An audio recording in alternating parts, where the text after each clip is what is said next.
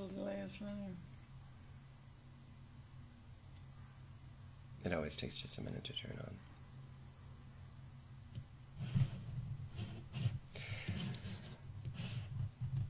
Hello everyone, welcome back to Sadhaka, the Facebook live show presented by Embodied Philosophy, where I interview different practitioners about various practices, from yoga practice to meditation to even today's practice, which is a practice of Yantra.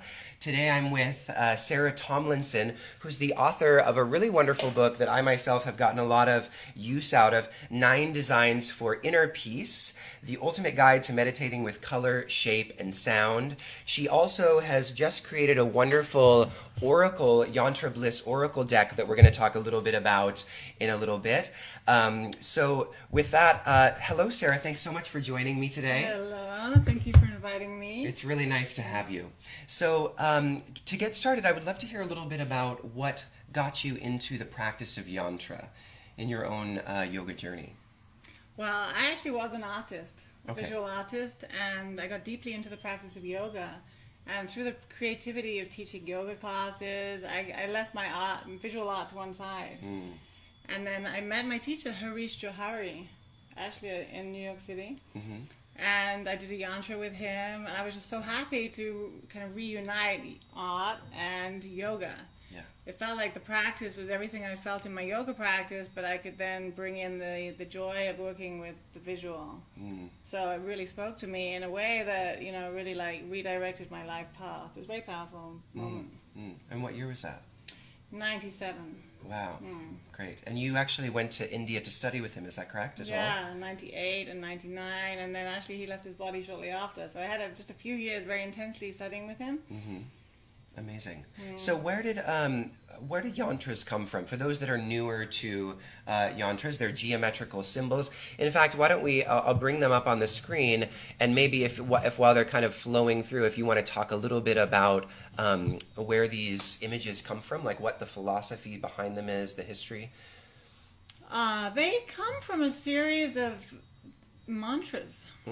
It's said that the original sound vibrations, mantras, came from the rishis, the seers, and they were in the celestial realms, and people on the earth realms were trying to understand how to live more in harmony with the gods and the sacred, bringing the sacred into the everyday. And the rishis would hear mantras, and they would understand the universe was constructed with these qualities, and to bring harmony they had to recite these mantras. And then as they were reciting mantras, they started to see in front of them yantras. So actually there's one yantra for every mantra. Yeah. I mean, I was taught a certain number of yantras, but really they're infinite. So really, the yantra, in a sense, is the visual form of a mantra. Yes. So it's kind of like as a result of practicing mantra, you get yantra. They can't really be separated. Is That's that right. correct? Yeah. So do you find that there a lot of times that knowledge has been lost? It seems like we know of mantras, we know of yantras, but it seems like there's a lot of people that don't understand their correspondence. Do you find that as well? Yeah, but I also think some people are more drawn to the visual. Yeah. And some people are more drawn to the audible. So I don't mind them being practiced separately, but it's very powerful if you do bring the two together. Right. And then something in your book that we'll get into, I'll show it in a second, is you're actually inviting people to create the yantras themselves, and you offer it as a practice, as an actual yoga practice, to draw these yantras. And when you're drawing the yantras, are you also chanting or reciting the mantras? Usually the drawing is kind of this very focused activity where you start by knowing the mantra, but usually the drawing is silent, and then when you start to color them, that's when I invite people to use a mantra. It's kind of soothing, and it's very engaging and absorbing to chant the sound as they're making the, like kleem, kleem, or shreem. It's just like a seed sound that'll kind of bring the yantra to life. It's said that the yantra doesn't really come to life until it's been invoked or something. Yeah, energized by the mantra. Amazing. That's cool. It's such a cool practice. So I'm going to turn off this little yantra slideshow that I have here, and I'll show. Actually, I did one. I used this book. This is her book here, 9 Designs for Inner Peace, and during a really rough time, I started creating my own yantra, and I got to this point where it's the kind of you can see it there. Yeah. So there we go. There you go. There we go. You This were way. better than I There was. it is. There you go.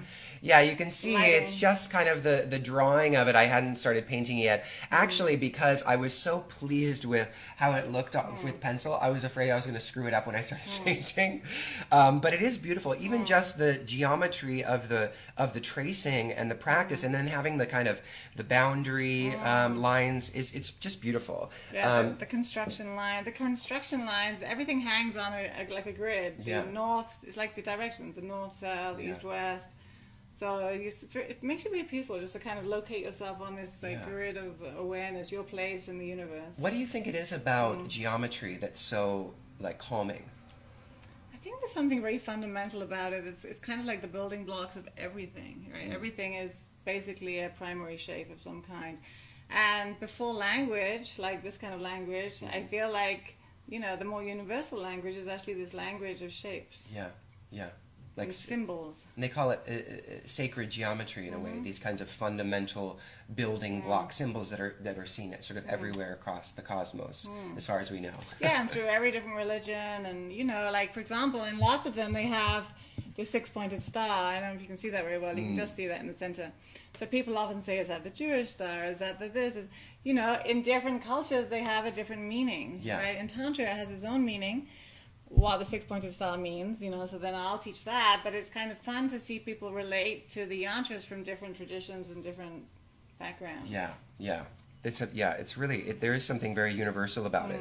So I wanted to just show a couple of pages, just kind of show what you're getting yourself into here. So there, as you can see, she goes through, this is sort of a practice. Yes, there it is. It's very step by step. It's very step by step, and she goes through and explains each step how to create the different phases of the yantra. And I mean, it's pretty fail safe. I mean, as long as you're good at following the instructions, you can make something that's it's like a recipe book for. Yeah, it's a recipe book for yantras. And this book is specifically about the 9 planetary yantras. So it's a unique practice to do with it, balancing yourself by balancing all 9 aspects of yourself. Amazing. And what are those 9 aspects of yourself? So like the sun, the moon, Mars.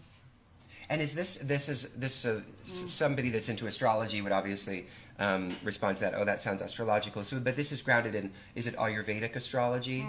So it's not necessarily Western astrology. It's not, but the archetypes will still are similar. Yeah. Great. And then so we have the planetary yantras, and then what other kind of yantras do we have? So the other series of yantras I work with are the goddess yantras. So the planetary yantras are usually used more for nourishing different areas of your life, like nourishing your physical health, or nourishing your relationships, or nourishing your career. But the goddess yantras, they're like from a tantric series of yantras called the wisdom goddesses. And these are really for empowerment. So usually things like just getting out of your way, cutting off all your fears, cutting off all your worries, just empowering you to live your life. So they're all kind of fierce and intense, and when you make them, you feel, empowered. They're very interesting. The goddess yantras are a whole series, and they empower you to cultivate different qualities, like fearlessness, or courage, or strength, so that's the other series. So there's a series of goddess yantras and a series of planetary yantras that I work with, but really they are infinite. Amazing. So we're going to, Sarah's going to lead us through a practice of one particular yantra, and is this one of the goddess yantras? I can't remember if this is the planetary one. It's the moon. Okay, it's the moon. That's right. Okay, so I'm going to bring that one up, and if you want to talk a little bit, Sarah, about the symbolism of it first, and then if you want to invite our audience out there to kind of move through a short meditation, if you'd like. Yeah, I was feeling like doing this one today. So the moon is the yantra associated with the heart center, and the quality around it is to do with nourishment, like nourishing yourself, being kind to yourself, and then extending that kindness and nourishment to those people around you. When we need that right now. Yeah, nourishment. We need this nourishment. I was thinking about this in relationship, even to this environment, this post-election moment. The idea of extending small acts of kindness to people, it feels really kind of liberating and revolutionary, right? There's something we can do, right? Yeah. How do we take care of ourselves? How do we take care of other people? and not expect Big Brother to do it. Yeah. You know, because that's kind of scary and really unempowering, and that's why I think everyone's really angry. But actually, if they can turn it around and make it, you know, these acts of kindness. So I was feeling like the moon yantra would be great. And the colors of the moon yantra relate to the pearl, because there's a gemstone for each planet. And so it's like the shimmering iridescence of the pearl and silver. So a lot of that gray color is actually silver. So shimmery and reflective like the moon. So it has that changeable quality. And it allows us to tune into cycles and phases, just like the moon, you know, is new and full and fluctuates. So taking care of ourselves in different ways at different times of the month. And usually when you look at a yantra, you look at the dot, the central dot. So if you look at this one, it's meant to be like a very pale bluey white in the middle.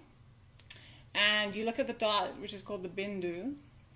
And so you look at the dot, and the rest of the yantra, all those petals, are in your peripheral vision. And usually when you look at the bindu, you recite the mantra. So the mantra for the moon is Om Cham Chandraya Namaha. Om Cham Chandraya Namaha. So Cham is the seed sound, and Chandraya is the moon. So you could even go out and look up at the moon and say Om Cham Chandraya Namaha. But if you can't do that, here's the yantra it kind of contains and invokes the moon's energy. It's really a beautiful, and it's very feminine, receptive. It teaches us to be receptive and increase our intuition. And again, not expect somebody else to make our minds up for us, but how about we, you know, tune in, listen to our own intuition, intelligence. And when you make it, there's two ways you can make it. One is drawing it from scratch with my book, unless you come to one of my classes. And the other one is, there are actually outlines at the back of the book, and I actually have a new coloring book coming up. Oh, good. That has the moon yantra in it. And so that's a nice practice, just to do the coloring. Sometimes you don't feel like doing the drawing, but to sit and steady your mind and do the coloring, it's very engaging to be absorbed in an activity. Because if you're doing an activity, then you know you can't be talking, you can't be on the phone, you can't be doing all those things that are just... So it's a really great form of meditation. It's called an active meditation. So that's one way you can work with it. One way is to do the coloring. One way is just to put the image in front of you and focus on the bindu. Amazing. So there's the practice of actually creating the yantra yourself, and then the practice of, you know, either finding a yantra that works for you, that makes sense for where you are in your life, and then using it perhaps with a mantra or perhaps not. You say you can do both. You can read them on. Okay, amazing. So one thing that I really love about yantras is that when you're meditating on them, and I find this especially when you're chanting as well, that the shape, like the whole yantra comes alive. I mean, it really changes, and your perception of it shifts really dramatically. Like the petals will move, things will pulsate. All of a sudden, a shape that appeared one way changes and appears another way. Do you attribute that to that kind of I don't know how to put it, but there's just something, that captivation of the yantra to its power, like its ability to move and to reshape itself? It might just be you. Maybe. It is something like that, though, because it's what you bring to the practice. Totally. But at the same time, there is really a deep, like, pulsation in that specific yantra. You know, there's a reason why there's 16 petals. It's said to be 16 rays of the moon, and you know, so yeah. I mean, I think the only other time I think I've seen those kinds of shapes is on a mushroom trip. That's what I was feeling. It was like it's a little trippy, but it does get a little psychedelic when you. There's just something about your peripheral vision. It's interesting. And I'm always curious. You know, I'm a teacher of this, and I'm always curious to see what people's experiences are. And I feel like I learn the most really from that. Yeah. You know, so you're having that experience, and, you know, someone else might have a different experience. And then oftentimes you gaze at it, and then you close your eyes, and then you can still see the shapes within you. And it's like it's working through your nervous system. You know, each part of the yantra will be like clearing the nadis, or the subtle energy, say in the heart center or in the periphery of your body or in these chakras. So it is working you. So that's what I'm feeling. When it's working you might start to see something different going on. Right. Amazing. Okay, I'm gonna close that down. So now I want to talk a little bit more. I want to go a little deeper on the practice itself. You know, you had sort of offered before we started the interview that one powerful thing about these yantras is that, you know, in a culture in which everything is new images all the time, a yantra offers us something consistent to work with. So how does one use a yantra? Well, first of all, I guess the question is, how do we know which yantra is appropriate for us at any given time? And then what is the appropriate use of yantra? How long should we use it? How long should we incorporate it into our practice to really see an impact or to see a kind of reverberation? So there's two things. The second thing is the how long. You have to remind me about the second thing. So the first thing is, one way is actually just to look at a selection of yantras and see which one you're drawn to. Because if you do it intellectually and say, oh, I need this, for example, the Lakshmi one, you know, I need money or something, and you want that one, but you don't really like it, it's not going to be as powerful as choosing, say you really like this one. This is the Tripur Bhairavi, right? This is a goddess. So this is the one that's a little bit like Ganesha, and his energy, it removes obstacles, mental obstacles. So actually maybe if you were looking at a selection and intellectually you were thinking, I need Lakshmi, but you kept getting drawn to this one, go with this one. Because what I find is oftentimes maybe it's the mental obstacles that are in the way, which is stopping you from getting the Lakshmi. You know, so like the teaching is going to be speaking to you in this way that you just can receive it by looking at the images. So I've always really enjoyed this process, and this is also why I created this deck of cards, so that people can do this at home and start to trust their intuition about what they need. Right? We all want to go to a therapist to find out what we need, but actually you know deep down which color you like, you know, which shape you like. So it's very kind of simple. It's not intellectual. Right? It's an intuitive thing. It really is. And then the second part of your question, and if you really can't decide which yantra you like or where to begin, then I do these yantra consultations, and they're based on kind of Jain astrology. So that can be helpful, just to kind of clarify a little bit what the issues are, because sometimes there's so many issues. It's sort of helpful to have someone to talk to about it. But then I'll suggest one yantra to work with, and then usually we work with them. We try and stick with one, back to the monkey mind, one for 40 days at least. And usually at the end of saying hi, so say I choose this one, the mantra for this one, the bija mantra is Swaha, like Swaha. I offer it to the fire, Swaha. And if I did 40 days of saying Swaha and sitting with this, I might just sit with it. I might color it. I might make it. I'll do something with Tripur Bhairavi every single day. After 40 days, you know, I'm pretty Swaha at the end of 40 days. Something probably within me will feel really invigorated, and I'll have removed any qualities of doubt or uncertainty. This one really clears away doubt and uncertainty. And then usually something outside happens, like, you know, you get that phone call saying, would you like to, you know, fly to Tokyo to do something? Or would you like anything? Just something you've been wanting that before you doubted could happen. So it's kind of interesting. You feel an inner shift, but then usually in your life that's reflected pretty dramatically. Something happens. So it's kind of like, could you commit to an inner practice, this 40-day sadhana of, you know, awakening the energy, whether it's through drawing or painting or just putting the yantra up for 40 days and saying the mantra at least once a day. You could do 108, you know, you could do it once.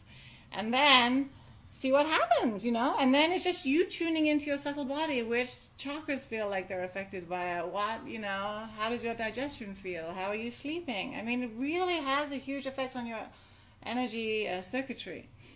So again, it's this curiosity, what's going to happen if I go with my intuition, I go with the one I was drawn to work with, and then at the end of 40 days, and sometimes I get phone calls, you know, I made a yantra in your workshop, actually oftentimes it's this one, you know, and you can't believe it. My whole life is being turned upside down in like 30 days, you know. And by 40 days, wow, that was amazing. That was so powerful. Like, it really is dramatic. That's amazing. It really is kind of, you know, I'm just sort of, you know, so curious and kind of amused at the intensity of these. Once you decide to do it, you know, like most of it is a decision to do a practice, right? Even with your yoga, you know, you have to decide to go to class. So it's a practice that can kind of change in how it is expressed each day. So for one day I might be drawing the yantra, another day I might be painting the yantra, another day I might be like just gazing at the bindu and chanting the mantra. So it can change. It doesn't have to be the same kind of meditation every day. No. Do you have any suggestions on like how much time per day should be spent with the yantra? I feel like there should be one or two really good sessions at the beginning, whether you're doing a coloring of it or drawing it from scratch, or just like a couple of days to really soak in the energy. After that, I feel like you can be more flexible with, putting on your screensaver and taking it around with you and doing other things. And then maybe just periodically doing another longer session. So I feel like you do need to do some longer period of time with them. Yeah. But still, it's amazingly effective just saying hello to it once. Can you imagine? Like taking one deep breath on it every day. This to do with the repetition. It can be helpful if you do it at the same time every day. The mantra and the yantra. Yeah. It's interesting. It's like you're cultivating a relationship over that time, and you do kind of give it life. There's like a life-giving quality to working with these yantras, I've noticed. Like what you put your attention on. Yeah, exactly. Attention and intention. Amazing. So let's talk a little bit more about these cards, this is her newest offering, and it's sort of hard. The image, the lighting is making it difficult, but some of them are on kind of principles, right? Some are principles, like here you can see gratitude. I'm just angling it because that's the only way to get away from the light. Here we have preservation square, so then it talks about specific shapes. Language of sacred geometry. Yeah. And then you have things like, okay, here we have Bhuvaneshwari, which is one of the goddess yantras, correct? So is in the Yantra Bliss Oracle deck, we're working with just the goddess yantras, or is it with both? It has planets too. Oh, it has planets too. There are 24 yantras in it, and you're right. The goddesses are popping out today. That must be, but it must be for me. It's I think, I think it's my energy I'm needing. Actually, I think the one we were looking at. The Saturn is very good for your vitality. Okay. So when we do these astrological readings as part of it, which I've only partially done for Jacob, but I have done some. I remember in his vital body he has Saturn, right? So when you have that, it's very good. So he has this kind of simple one. It's got these deep blue colors. And it's very good to have a clear environment, simple. Especially your space is kind of clear, right? Simple, plain. And silence is really going to be the thing that increases your vitality. So sometimes when the physical body is feeling like it has symptoms, working with the vital body is really helpful, because it's kind of like the energy it's like going for acupuncture or something. It's like getting your chi moving, your prana moving, is to work with your vitality. So oftentimes the planetary yantras can be used as remedies. So for him, I'll suggest the Saturn yantra, like really, really like clean and clear and simple, and more periods of silence. And hatha yoga actually is governed by the planet Saturn. Yeah. So silence and your yoga and your breathing is really helpful. Oh, good. Yeah, she's bringing this up partly because I was having coughing fits before we started this interview, and so I appreciate you bringing that up. Yeah, as Saturn. I also like the other one, the removing of mental obstacles. That seems like a good one as well. So, okay, so let's... I would love to start to, if you want to have any, final thoughts about yantras and how we might incorporate them to practice, and then of course I want to share with the audience where they can find more about you and how they can and get one of those online consultations or in-person consultations if you happen to be in their area. The closing thoughts. There's so many.